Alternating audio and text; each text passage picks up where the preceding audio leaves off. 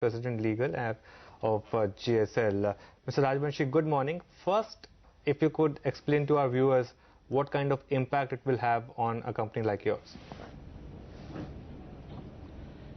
We welcome the anti-dumping duty, and would just like to mention that this is a sunset review. The anti-dumping duty cold-rolled stainless steel was available for last 5 years, but I would also at the same would like to state that there was a lot of circumvention which was going on in the anti-dumping duty, because the anti-dumping duty was on a width from 600 millimeters to 1250 millimeters.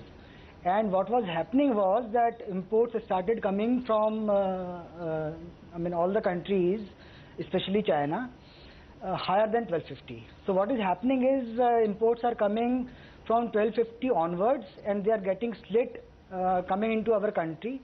So in a way it is evading anti-dumping duty, and it is loss to the government's revenue. So what has happened is that now after the sunset review, the anti-dumping duty has been imposed again for next 5 years.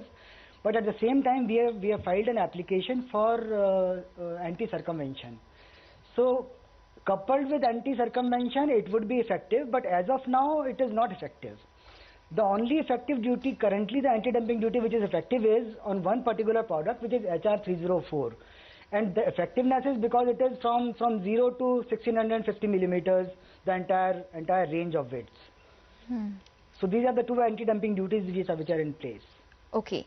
So what would you like the government to put an anti-dumping duty on exactly, including the circumvention, to prevent that? See, India didn't have the anti-circumvention law earlier, like Europe and America.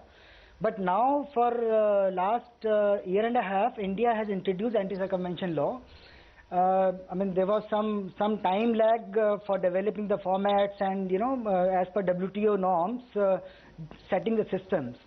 But we would like that along with the anti-dumping duty on cold-rolled stainless steel, which has been recommended yesterday, we would also like that anti-circumvention application which we have as an industry, we have taken up with Commerce Ministry.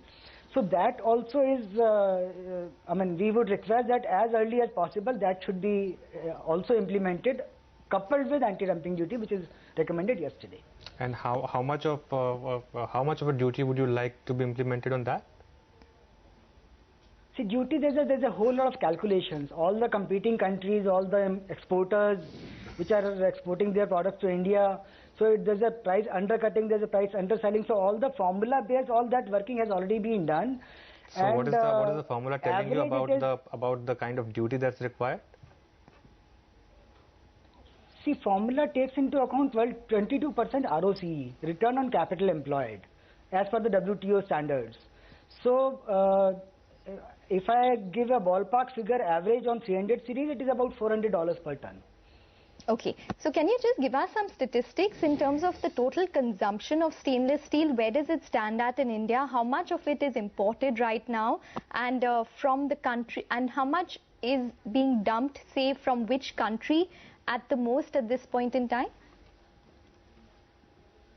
See, consumption, if we say, let me give the total picture. We are an industry of 3 million tons stainless steel, which has flat as well as long products. So long products is about 25% out of the total this thing. And there's one very interesting industry, which is unorganized sector in India, that takes about 1.2 million tons market, which is primarily a PATA market, we call it in those terms, and that serves basically utensil segment, sure, the stainless steel utensil making in India. So we are into flat products. The organized sector is into flat, whether it is Jindal Stainless or Salem, which is a unit of Steel Authority of India Limited. So we are part of the flat products, and flat has a market of about 1.2 million tons. And out of 1.2 million tons, about 500,000 tons is being imported. So you can imagine industry which is having almost 45% import being coming to the country.